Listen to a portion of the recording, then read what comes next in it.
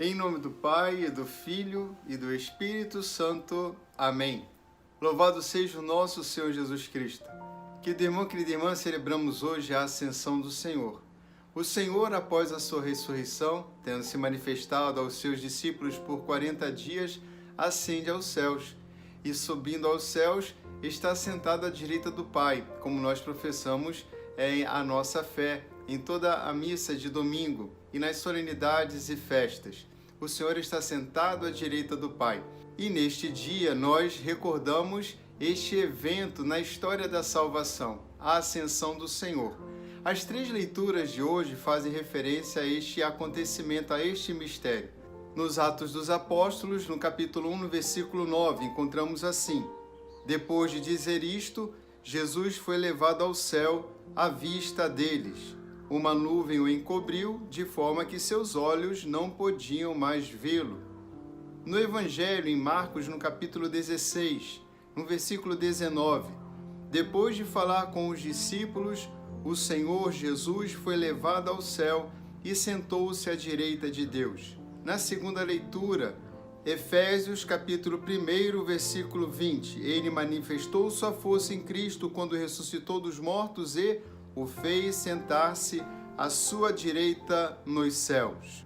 Na primeira leitura, nós encontramos o Senhor dando orientações aos seus discípulos, falando sobre o Espírito Santo, que eles deveriam aguardar em Jerusalém a promessa do Pai, o batismo no Espírito Santo. Diz o Senhor: não vos afasteis de Jerusalém, mas esperai a realização da promessa do Pai. Sereis batizados com o Espírito Santo.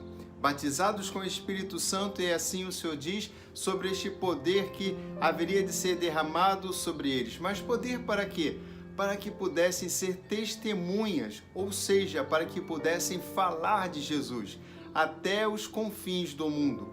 Uma força nova, um poder novo. E lembre-se, o Senhor estava dizendo aos seus discípulos num contexto ainda de muita insegurança que eles sentiam, de medo que eles sentiam, de dúvidas que eles sentiam de como seria o futuro. E o Senhor diz: o Espírito Santo os conduzirá. A força do Espírito estará com vocês, e assim vocês irão até os confins do mundo.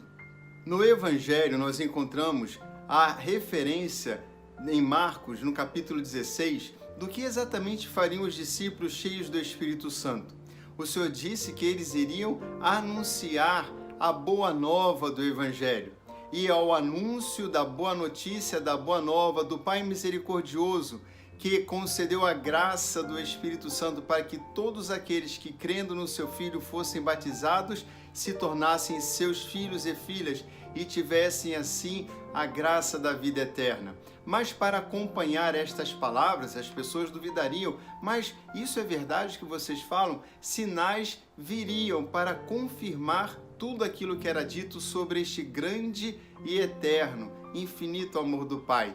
Sinais. No Evangelho de São Marcos nós vemos esses sinais: expulsar demônios, operar curas em nome do Senhor, tomar veneno, ser picados por serpentes, animais venenosos e não morrer. Sinais prodigiosos que vêm acompanhando os evangelizadores até os dias de hoje.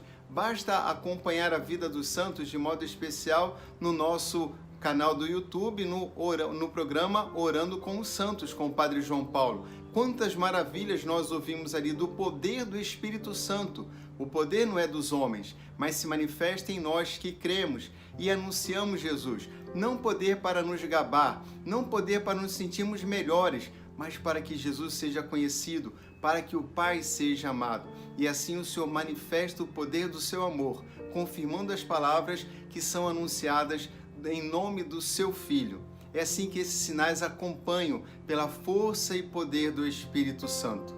E nós temos em Efésios, na segunda leitura, no capítulo 1, toda a expressão da grandeza de que toda a evangelização se dá em torno de Jesus, que é a cabeça da igreja, e nós somos os seus membros.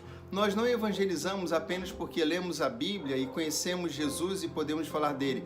Evangelizamos sim porque nós guardamos a palavra do Senhor e compartilhamos esta palavra com os nossos irmãos. Nós não formamos nossas igrejas particulares, nós não formamos pequenos grupos de serviço, Não, nós não formamos pequenos grupos de partilha e assim damos o nome de igreja. Nós compartilhamos a fé da Igreja Católica, que vem ao longo desses séculos salvaguardando toda a riqueza do tesouro da Palavra de Deus e a sua doutrina. Toda a tradição que podemos hoje testemunhar. Já dizia parte desta tradição a riqueza dos nossos santos. E isto nós podemos ter a certeza. Fazemos parte da igreja, que como São Paulo vai dizer no primeiro capítulo, Cristo é a cabeça da igreja. O Senhor é a plenitude de toda a graça, sob o qual todo o joelho se dobra. Todo o poder foi dado ao Senhor pelo Pai. E esta é a grande verdade, o grande poder que o Senhor concedeu, e devemos estar atentos a isso na medida em que somos testemunhas, na medida que nós vamos evangelizando até os confins do mundo. Vai dizer o Senhor ainda que esta evangelização deveria se estender ao mundo inteiro, que nós o fazemos porque temos uma comunidade de fé. Nós não criamos essa comunidade.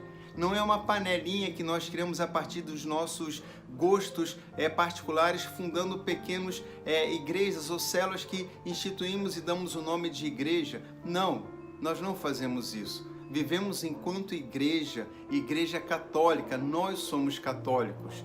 Nós somos católicos pela graça de aceitarmos a graça de Deus. Não somos católicos porque inventamos o catolicismo ou a igreja católica, mas porque damos continuidade a esta grande obra feita por Deus e que mantém toda a dinâmica da sua unidade no amor pela ação do Espírito Santo.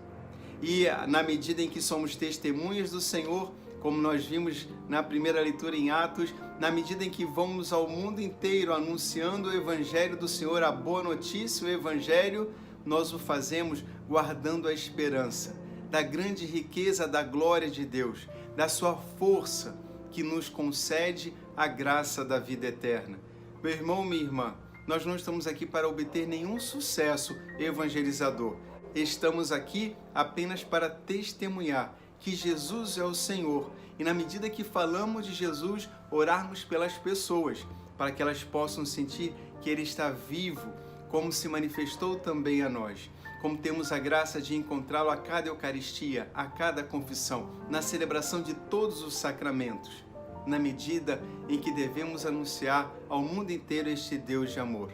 É assim, na certeza que o Senhor nos concede o dom da vida eterna. Temos a certeza de que precisamos mais e mais sermos mergulhados na graça do amor de Deus, que é o próprio Espírito Santo. E hoje, celebrando a ascensão do Senhor, vendo o Senhor subindo aos céus, contemplando a sua ascensão e o cumprimento de sua missão, não devemos ficar parados, mas voltar para Jerusalém e desejar que o Senhor nos batize no Espírito Santo novamente, ou seja, nos encharque, nos ilumine com a graça, o dom maior do seu Espírito, para que, anunciando o seu amor e operando sinais em seu nome, o mundo possa crer que o Senhor é maravilhoso, que Jesus a todos ama, perdoa e àqueles que creem concede a vida eterna. O Senhor esteja convosco. Abençoe-vos o Deus Todo-Poderoso, Pai, Filho e Espírito Santo. Amém. Por entre aclamações, Deus se elevou. O Senhor subiu ao toque da trombeta.